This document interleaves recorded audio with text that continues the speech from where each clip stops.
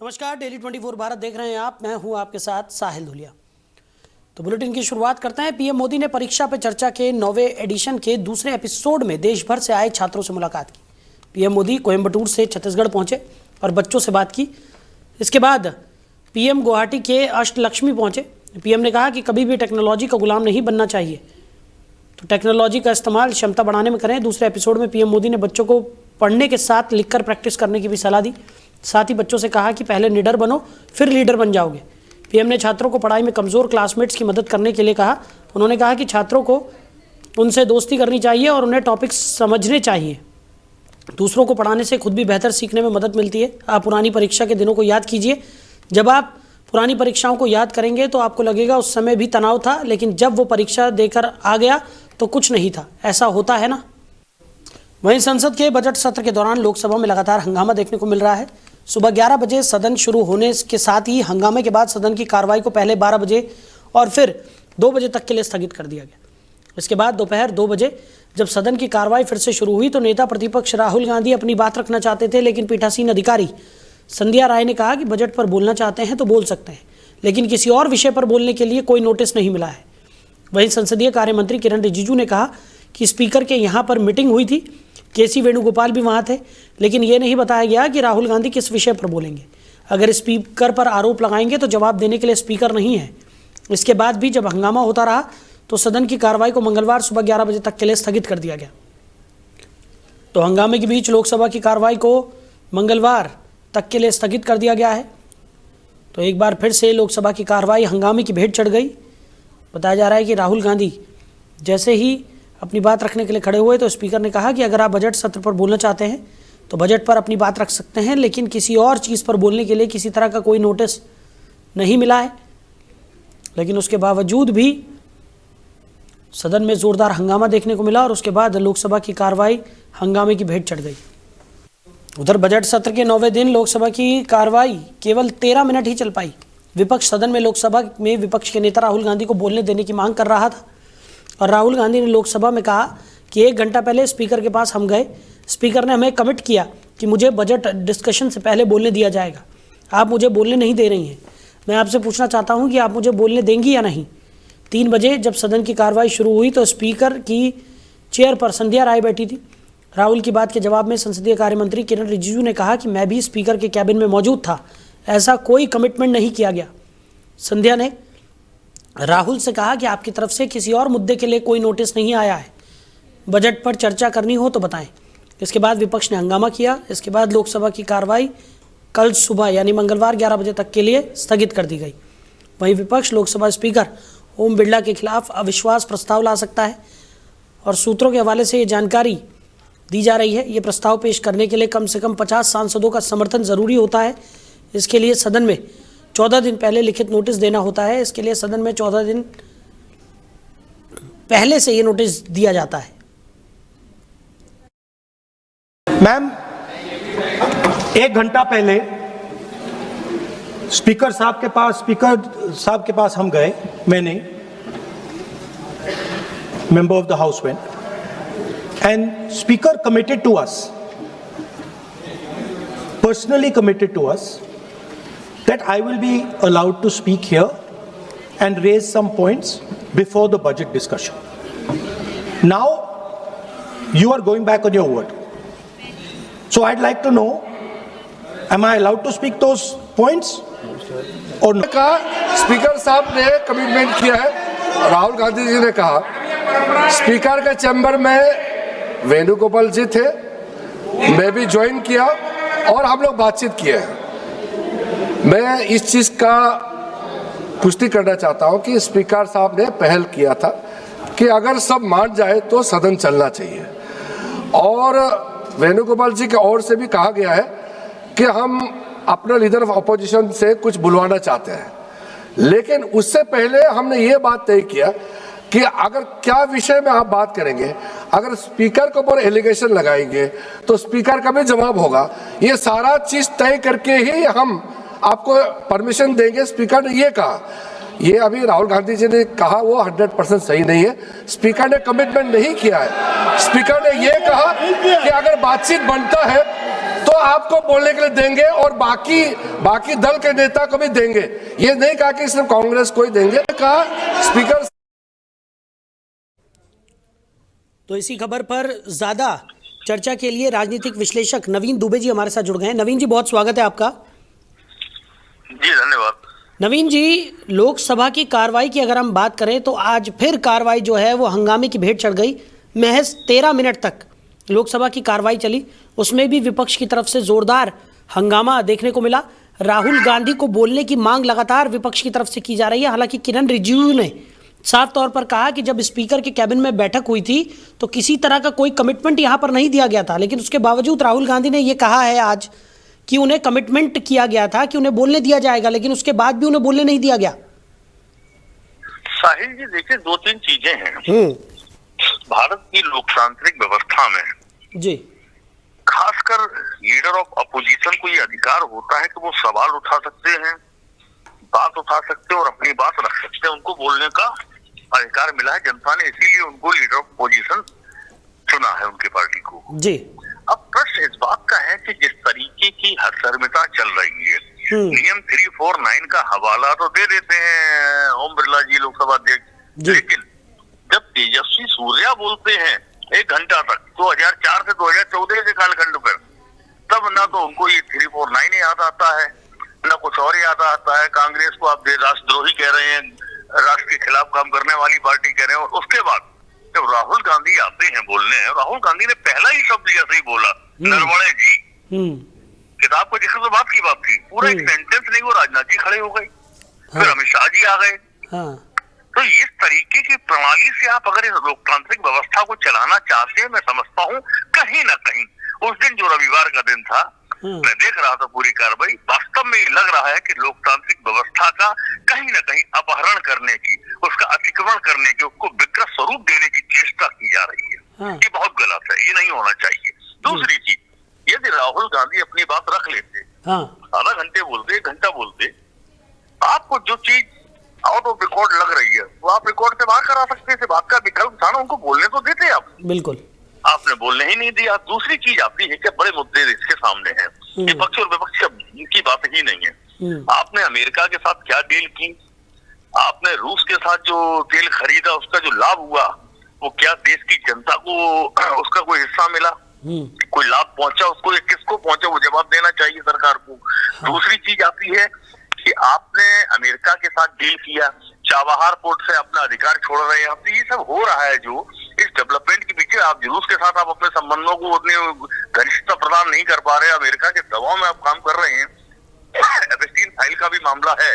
मुझे लगता है कि विपक्ष सवाल करना चाहता है, लेकिन अब क्या है, सत्ता पक्ष की ये मनसा है कि हम किसी तरीके से टोटल सदन को स्थगित करते रहे और चुपचाप से इस पीरियड को निकाल लीजिए। देखिए आज की जो कार्रवाई हुई, आप कह रहे 13-14 मिनट चली, अगर विपक्ष हंगामा करा तो आप 2 घंटे 1 घंटे के लिए स्थगित करते हैं ना, लंच के बाद फिर बुलाते सेशन। आपने सीधा कल के लिए स्थगित कर दिया सदन, ये कौन सी प्रणाली है? लेकिन नवीन जी, यहाँ पर एक गौर करने वाली बात यह भी है, क्योंकि स्पीकर की तरफ से जब आप संडे का जिक्र कर रहे हैं, इतवार के दिन जब चर्चा शुरू हुई तो वहां पर यह कहा गया कि नरवणे की जिस किताब का जिक्र राहुल गांधी कर रहे हैं वो कभी प्रकाशित नहीं हुई, और उस पर बात करना सदन के रूल्स रेगुलेशंस के खिलाफ है, पहली चीज। दूसरे दिन जब सदन आज की अगर हम बात करें तो आज जो 13-14 मिनट की कार्रवाई हुई है उसमें भी राहुल गांधी को जब पहले बुलाया गया या विपक्ष को बुलाया गया था स्पीकर के कैबिन में, वहां पर किसी तरह का कोई नोटिस आखिर क्यों नहीं दिया गया? क्या सदन के अंदर ही सीधा बोलना चाहते हैं राहुल गांधी? उससे पहले वो अगर नोटिस जारी कर देते तो हो सकता था कि उन्हें बोलने दिया जाता। अब 2 चीजें हैं साहिल जी। देखिए, पहली चीज जो नरवणे जी की किताब का जिक्र कर रही है, सत्ताधारी दलों भारतीय जनता पार्टी के साथ प्रकाशित नहीं, छपी नहीं है। किताब छपी, किताब अमेजोन पर अवेलेबल थी, बिक्री पर बाद में रोक लगाई गई उसकी। वो किताब कुछ लोगों के पास और उसके रिव्यूज भी पड़े हुए हैं अमेजोन पर, आप अगर देखें जी। तो ये तो कहना निराधार है और गलत है कि सब वो नरवणे जी की किताब 4 स्टार्स ऑफ डेस्टिनी छपी ही नहीं है, वो गलत है, नंबर 1। दूसरी चीज ये आती है कि जिस तरीके से लोकसभा लीडर ऑफ अपोजिशन मिले, लोकसभा अध्यक्ष से बात हो रही, जब वो बाहर आकर कह रहे हैं कि कमिटमेंट हुआ है, तो फिर वहां किसी तरीके का नोटिस देने की बात है। राष्ट्रपति जी के अभिभाषण पर उनको अपना बयान देना है। राष्ट्रपति जी के अभिभाषण पर ही तेजस्वी सूर्या बोल रहे थे। जब राष्ट्रपति जी के अभिभाषण में तो 2004 से 2014 के कांग्रेस के कालखंड का कहीं जिक्र ही नहीं था, तब क्यों नहीं लीडर लोकसभा के अध्यक्ष जी ने उनको रोका कि भाई 349 का हवाला उनको देना चाहिए था, तो नहीं दिया गया। इससे स्पष्ट है कि लोकसभा अध्यक्ष का जो व्यवहार है सांसदों के प्रति, खासकर विपक्ष के सांसदों पे, वो भेदभावपूर्ण है। और यही कारण है कि विपक्ष उनके खिलाफ अविश्वास प्रस्ताव लाना चाहता। ठीक है, वो बहुमत ना आपने कुछ बिगड़ेगा नहीं, लेकिन इतिहास में ये चीजें दर्ज होती है। बिल्कुल, आप ठीक है बचा ले जाएंगे, लेकिन प्रश्न ये नहीं है। प्रश्न ये है कि आपकी जिस तरीके की भूमिका होनी चाहिए, आप निर्णायक स्थिति में वहां होते हैं, अध्यक्ष की पीठ पर जब आप आसीन होते हैं तो आपको निष्पक्ष होना चाहिए। वो निष्पक्षता दिखाई नहीं दे रही, उसका अभाव है।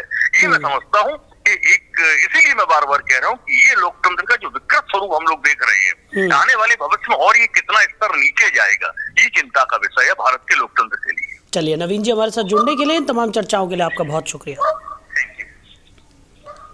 तो लोकसभा में एक बार फिर हंगामा देखने को मिला। स्पीकर के खिलाफ अविश्वास प्रस्ताव भी विपक्ष ला सकता है और ओम बिरला के खिलाफ ये प्रस्ताव विपक्ष ला सकता है। तो हंगामे की भेंट लोकसभा की कार्रवाई चढ़ती हुई आज भी नजर आई। वहीं बजट सत्र के 5वें दिन लंच ब्रेक के बाद सदन में थर्ड सप्लीमेंट्री बजट पेश किया गया। वित्त मंत्री विजेंद्र यादव ने 12 करोड़ से ज्यादा का थर्ड सप्लीमेंट्री बजट सदन के पटल पर रखा। सदन में बीजेपी विधायकों की संख्या काफी कम है। ज्यादातर बीजेपी विधायक नितिन नवीन के अभिनंदन समारोह में शामिल होने बापू सभागार पहुंचे। सुबह विधान परिषद में नीतीश कुमार और राबड़ी देवी के बीच तीखी नोकझोंक हुई। कार्यवाही शुरू होते ही आरजेडी एमएलसी ने लॉ एंड ऑर्डर को लेकर हंगामा किया। सुनील सिंह ने दरभंगा में 6 साल की बच्ची की रेप के बाद हत्या का मुद्दा उठाया, जिसके बाद राबड़ी देवी ने नीतीश कुमार का इस्तीफा मांगा। उन्होंने कहा कि बिहार का कोई जिला नहीं बचा है जहां बच्चियां सेफ हों। सदन में नीतीश कुमार हाय हाय के नारे लगे, जिसके बाद नीतीश कुमार अपनी सीट से उठे और कहा कि तुम लोगों ने कुछ काम किया था जो आज बोल रहे हो, कभी बच्चियों को स्कूल भेजा था। तो राजद एमएलसी ने आरोप लगाया कि जब सीएम नीतीश बोल रहे थे तब उनका माइक बंद किया गया। विधान परिषद में राजद एमएलसी ने बेल में आकर नारेबाजी की। पटना, खगड़िया, आरा, दरभंगा रेप का मामला उठाया। विपक्ष ने प्रश्नकाल नहीं चलने दिया, जिसके बाद कार्रवाई 2:30 बजे तक के लिए स्थगित कर दी गई। ये लोग जो थे पहले तो कोई काम किया है, और जब हम लोगों की सरकार आई है 2005 में तो एक एक चीज देख लिया, हर चीज को जानते हैं। ये कोई काम किया है? ये लड़की है, इसके जो वो हट गए कुछ दिन के बाद 23 को बना दिया। ये लोग कोई काम कीजिए है? ये लोग, अरे ये लोग आई 3 को बोल रही है, सुनो, तुम बोल रहे थे तो कुछ काम किया है? आज तक वो लोग, आज तक किसी महिला को बढ़ाया है और आज तक कभी कोई काम किया है? इन लोगों ने कोई काम नहीं किया है और हम लोगों की सरकार के द्वारा सारा का सारा काम किया जा रहा है। जब मुख्यमंत्री बोल रहे हैं, गड़बड़ करता है आप लोग बैठिए, अपनी जगह पर जाइए।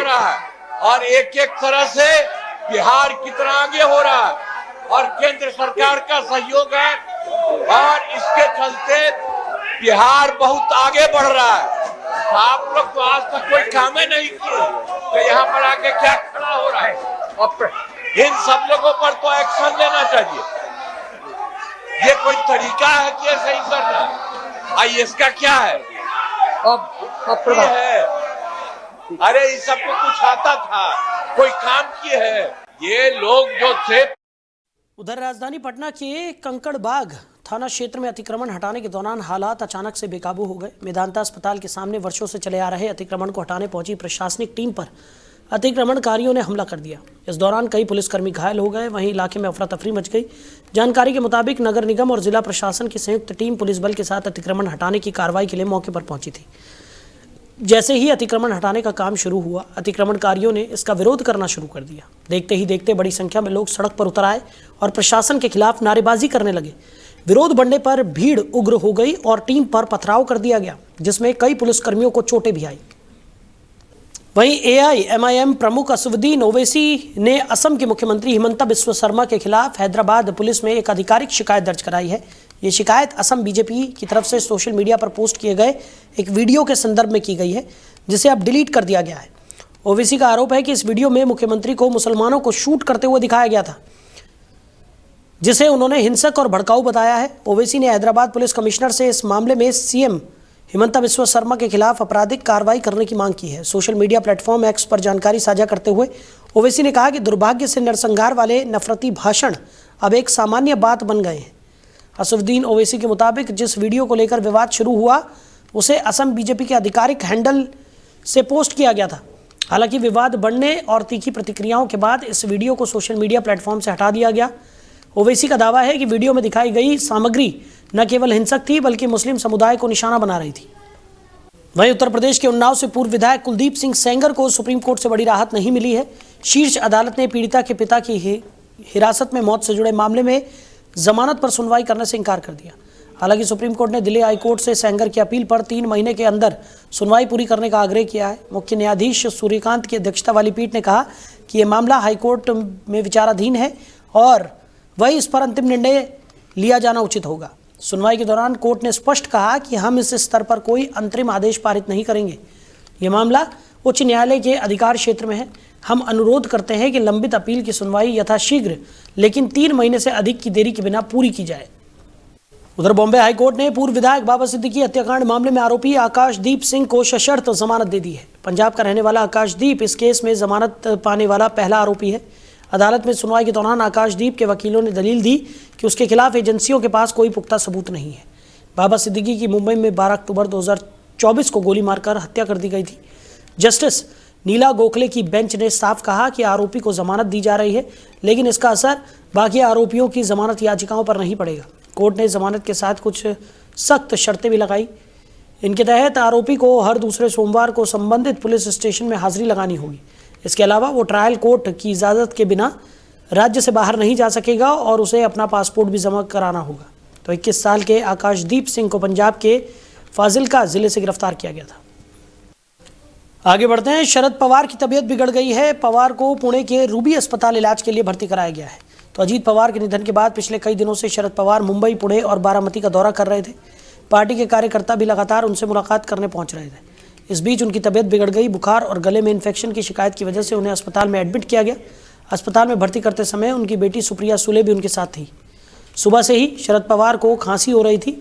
ऐसे में उन्हें अस्पताल ले जाने का फैसला किया गया। पुणे के रूबी अस्पताल के डॉक्टरों ने बताया कि जांच के बाद फैसला किया जाएगा कि शरद पवार अस्पताल में ही रहेंगे या उन्हें घर जाने की इजाज़त दे दी जाएगी।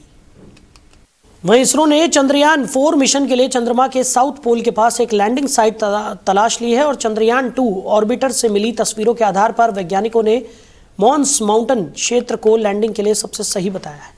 मॉन्स माउंटेन चंद्रमा के साउथ पोल के पास स्थित करीब 6000 मीटर ऊंचा पहाड़ है। इसकी चोटी काफ़ी हद तक सपाट है, जो लैंडिंग के लिए अनुकूल है। हालांकि लैंडिंग साइट को लेकर अंतिम फैसला लॉन्च के करीब लिया जाएगा। वैज्ञानिकों के मुताबिक ये इलाका इसलिए भी अहम है क्योंकि यहाँ लंबे समय तक सूर्य की रोशनी मिलती है। इसके अलावा इस क्षेत्र में वाटर आइस मौजूद होने की संभावना भी जताई जाती है। मीडिया रिपोर्ट्स के मुताबिक वैज्ञानिकों ने इस स्टडी को lunar and planetary science conference में पेश किया गया और लैंडिंग साइट तय करने के लिए चंद्रयान 2 ऑर्बिटर पर लगे ऑर्बिटर हाई रेजोल्यूशन कैमरे की तस्वीरों का इस्तेमाल किया गया। तो फिलहाल इस बुलेटिन में मेरे साथ इतना ही। आप बने रहिए। नमस्कार।